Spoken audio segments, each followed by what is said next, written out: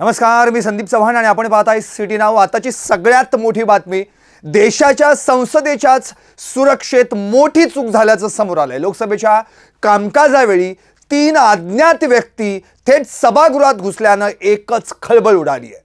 या 3 व्यक्ती प्रेक्षक गॅलरीतून सभागृहात शिरल्या आणि त्यातील दोघांनी लोकसभेतील बाकांवर इकडून तिकडून अक्षरशः पाळण्यात उच्छाद मांडला। मिळालेल्या माहितीनुसार यातील एकानं बुटातून काहीतरी गॅस काढला आणि तो लोकसभेत स्प्रे केला, त्यामुळे उपस्थित खासदारांच्या नाकात जळजळ सुरू झाली। दरम्यान या घटनेमुळे लोकसभेमध्ये एकच खळबळ उडाली आहे।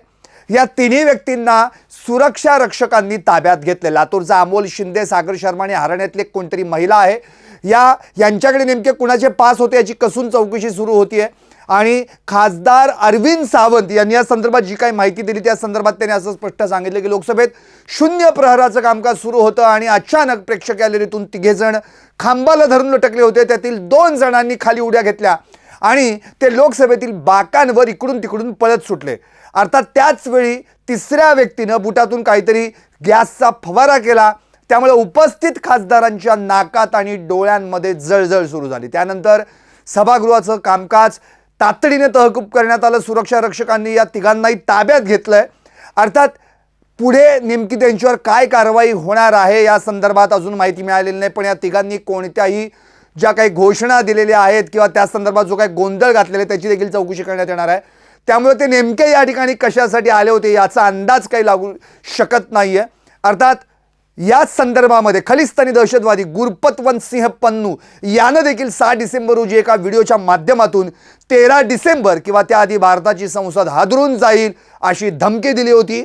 भारतीय यंत्रणांनी मला मारण्याचा कट रचला, पण त्यात ते यशस्वी झाले नाहीत आणि आता 13 डिसेंबर किंवा त्याआधी संसदेवर हल्ला करून याचं उत्तर दिलं जाईल असंही तो त्या व्हिडिओमध्ये म्हणाला होता। त्यानंतर आज संसदेत 3 अज्ञात व्यक्ती घुसल्यानं आणि त्यांनी गॅस सारखा पदार्थ स्प्रे केल्यानं हा संसदेवर झालेला गॅस अटॅक म्हणता येईल का असा सवाल आता सगळीकडे उपस्थित होतोय।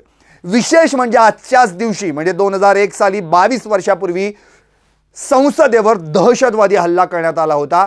AK-47 रायफल, ग्रेनेड लॉन्चर, पिस्तूल आणि ग्रेनेड अशा मोठ्या शस्त्रसाठ्यासह पाकिस्तानच्या लष्कर-ए-तैयबा आणि जैश-ए-मोहम्मदच्या 5 दहशतवाद्यांनी गृह मंत्रालय आणि संसदेचं बनावट स्टिकर्स घालून आज संसदेत प्रवेश केला होता। या हल्ल्यात देशाचे 9 जवान शहीद झाले होते, तर हा हल्ला करणारे 5ही दहशतवादी मारले गेले होते। एकंदरीतच आजची घटना ही संसदेच्या सुरक्षेतील सगळ्यात मोठी चूक आहे।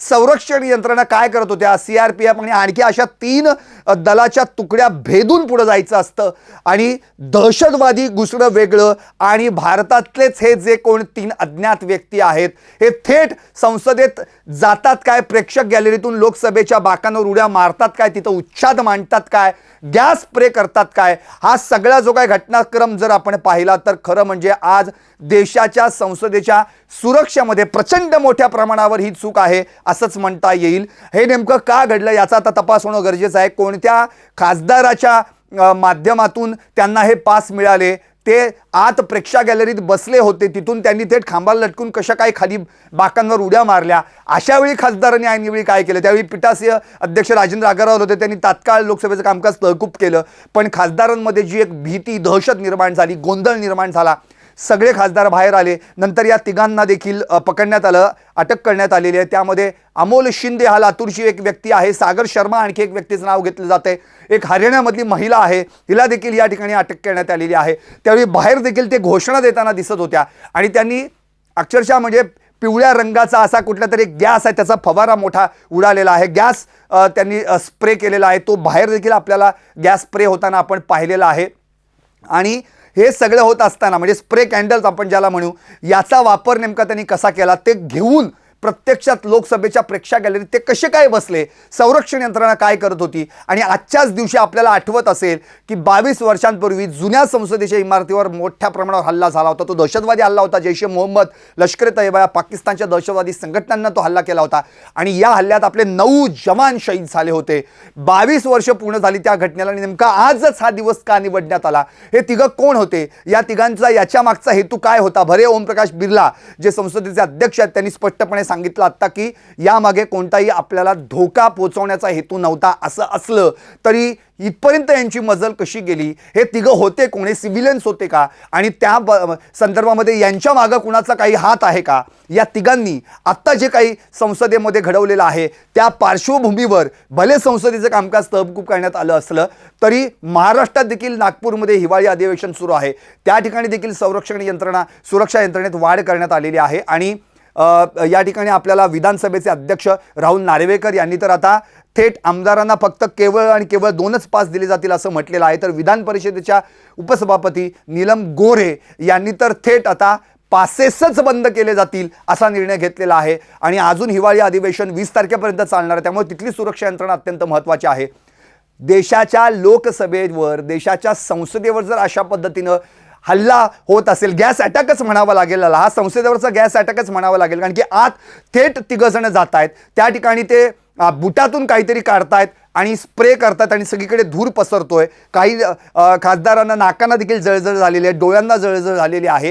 हे नेमकं काय होतं, आणि हे जर कदाचित ते जर शस्त्र त्यांच्याकडे असती किंवा आणखी कोणाला काही इजा झाली असती, धगापटका झाला असता, तर हा केवढा मोठा म्हणजे फेल्युअर हे आपल्या भारतीय सुरक्षा यंत्रणेचं आहे असं म्हणता येईल. कारण की इतके खासदार त्या ठिकाणी उपस्थित होते आणि एवढ्या सगळ्यांच्या उपस्थितीत हे तिघे अक्षरशः खांबाला लटकून प्रेक्षक गॅलरीतून त्यांनी लोकसभेत उड्या घेतल्या. बाकांवर अक्षरशः उड्या मारत त्यांनी उच्छाद मांडला. यावेळी काही खासदारांनीच त्यांना पकडलं, पण भले त्यांच्याजवळ काहीतरी असती शस्त्र छोटी मोठी तर कदाचित खासदारांनाही जाऊ शकली असती, दगापटका होण्याची शक्यता होती. अशा वेळी आपले सुरक्षाकर्मी काय करत होते, कारण की थेट लोकसभेमध्ये जाणं, एवढी मोठी सुरक्षा यंत्रणा भेदून तिथे जाऊन हा असा भयानक प्रकार करणं, हे अक्षरशः सुरक्षा यंत्रणेला लाच्छनास्पद आहे असं म्हणता येईल.